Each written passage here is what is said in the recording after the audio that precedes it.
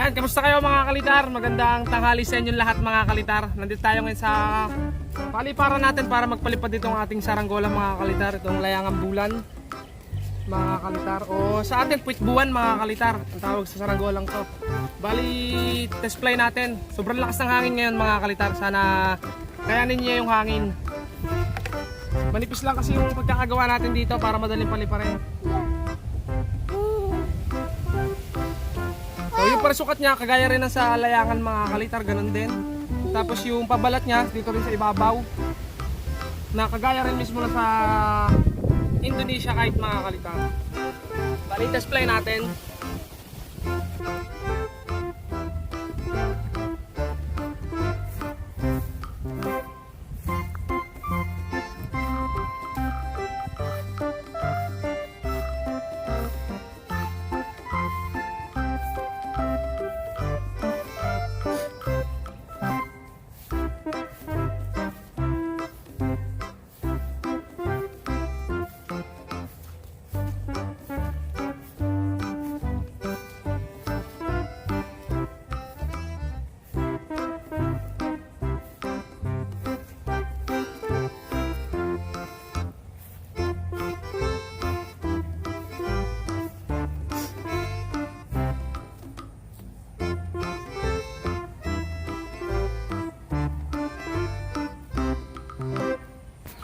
Okay, first try natin mga kalitar sa ating saranggola. Tingnan natin kung anong mangyayari sa unang talang at ating pagpalipad. Yan, tingnan ko tangat.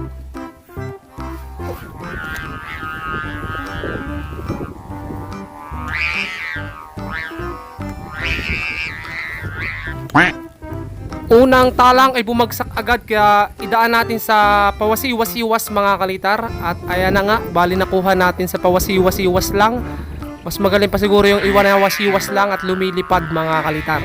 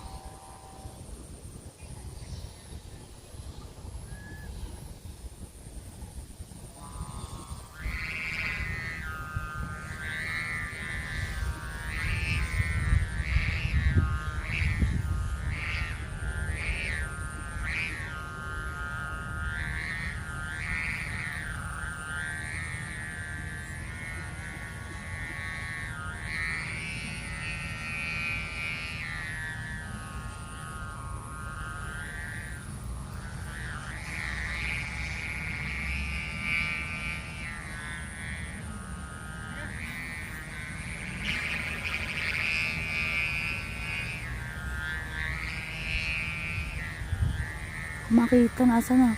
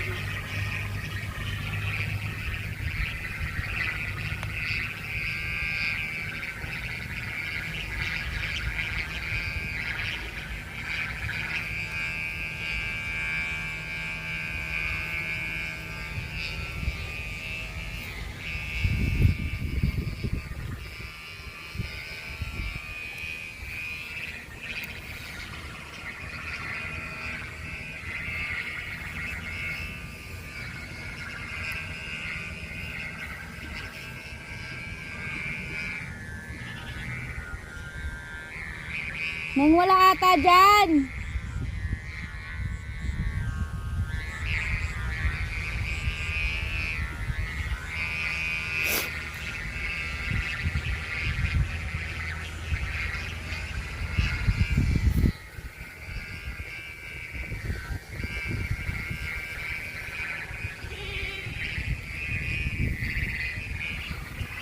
Oh, putol. Sumba.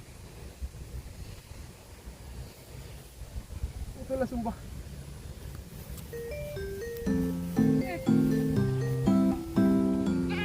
Saan yun? At ganoon na nga mga kalitar ang nangyari sa ating saranggola. Sa sobrang lakas ng hangin mga kalitar, hindi kinaya ng ating sumba kaya naputol yung sumba sa taas at bumagsak yung saranggola natin mga kalitar.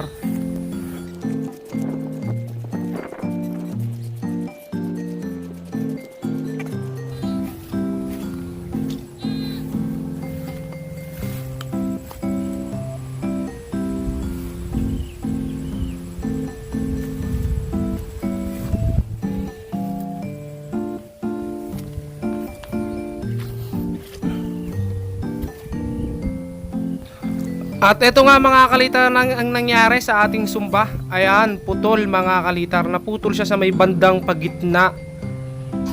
Medyo manipis yung sumba natin kaya malakas talaga yung tunog. Kaso pag sobrang nipis, mahuna naman mga kalitar.